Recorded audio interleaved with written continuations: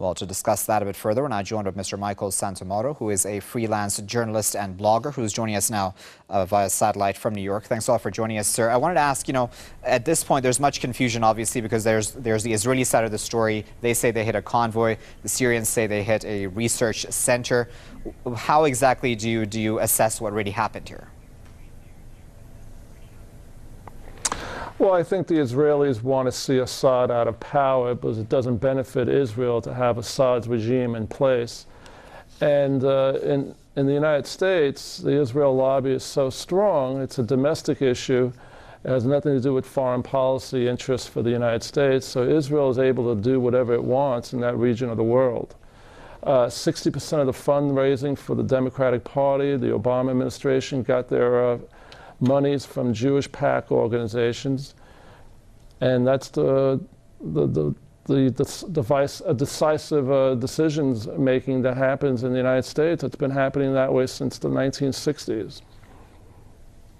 Right, so when Israel strikes inside Syria specifically, what exactly is it striking at? Is it striking specifically, essentially, at Palestinian resistance groups?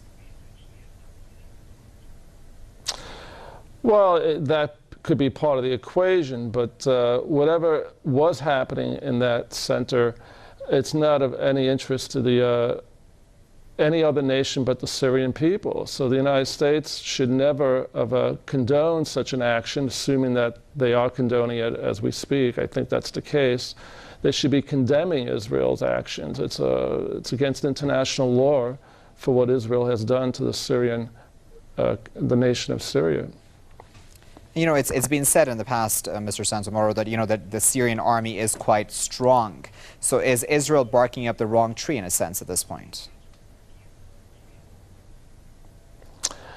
Well, I don't think the Syrian government would be able to fight a war with Israel, considering the civil war they've had for almost 2 years. I don't see how that could be a possibility for the Syrian government to strike back at Israel. All right, we'll have to leave there for now. That was Mr. Michael Santomoro, freelance journalist and blogger, speaking to us live from New York. Sir, we do appreciate your insight.